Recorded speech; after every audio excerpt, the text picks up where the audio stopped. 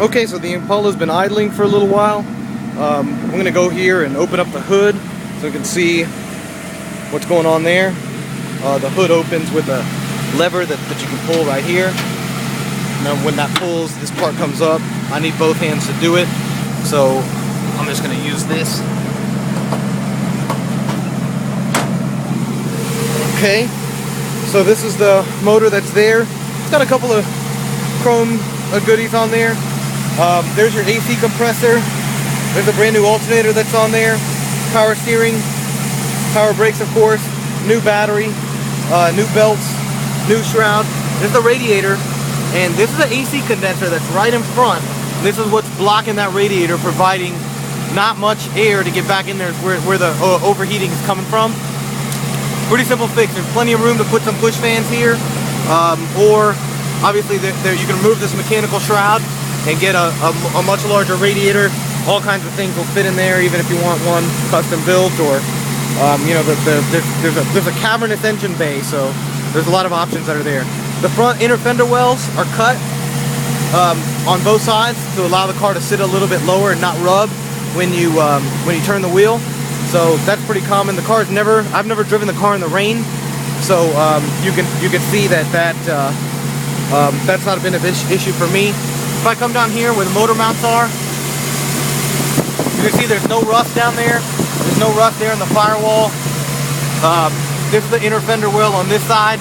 It's been cut, and even where the location's been cut, there's no rust that's accumulating. I'm pretty confident that this is a Texas original car. So. Okay, so let's go inside and lift it up. That way we can see what's going on underneath.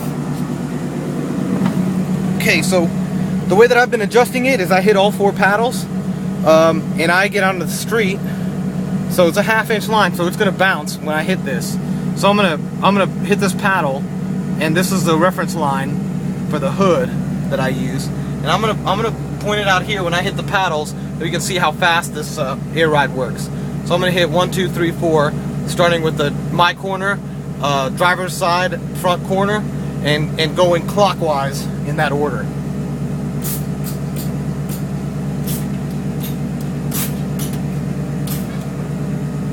So you can see it gives quite a bit of bounce when I charge it up. The compressor still needs to charge a little bit. What I usually do is I charge it up, and then I take a look. I can see that my side's a little bit lower now than the passenger side. If I look at the back, same sort of thing. So the driver's side needs to be lifted up a little bit more. So I'll wait for it to charge a little bit, and it's been completely purged, so that's why it's taking some time to charge up. But I know that this switch and this switch is where I need to hit to level it out a little bit more. So I'll wait for you know, a couple PSI. There's no gauges, so it's all by feeling. So when I hit it again a little bit, it's going to raise the car up. And then sometimes I can lower it down where I think it's too high, like that side's too high. I can hit that switch. So then what I will do is get out and see, is this kind of the drivable height I want the car to be at today?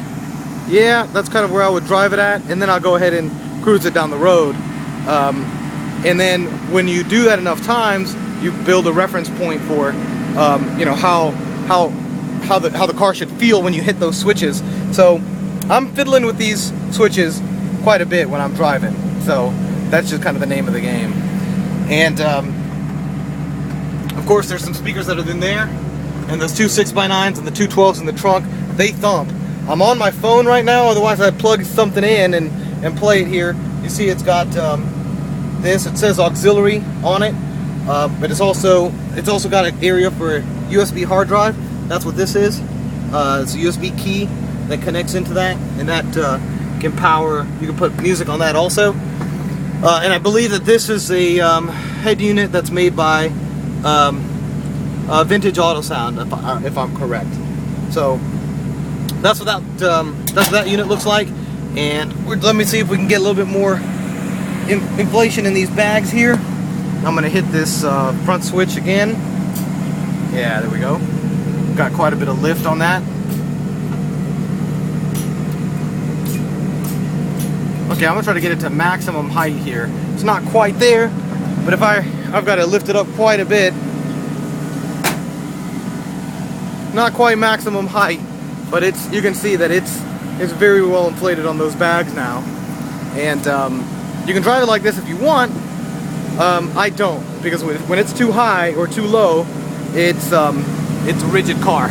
So let's look underneath there. The rockers were what you were concerned about. This is what underneath the car looks like.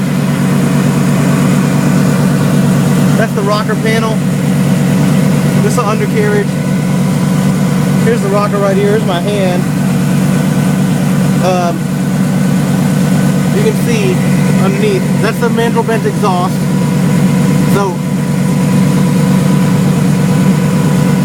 I'm just gonna shoot some of this, get my hand in there. You can see that there's that oil leak.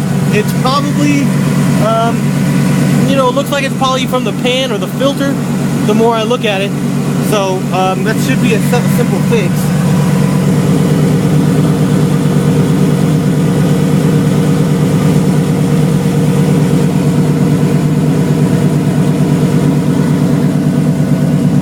So as far as rust goes, this spot right here, this is where the car hits the ground. So if you're talking about when the car's out of the bags, this is where it hits.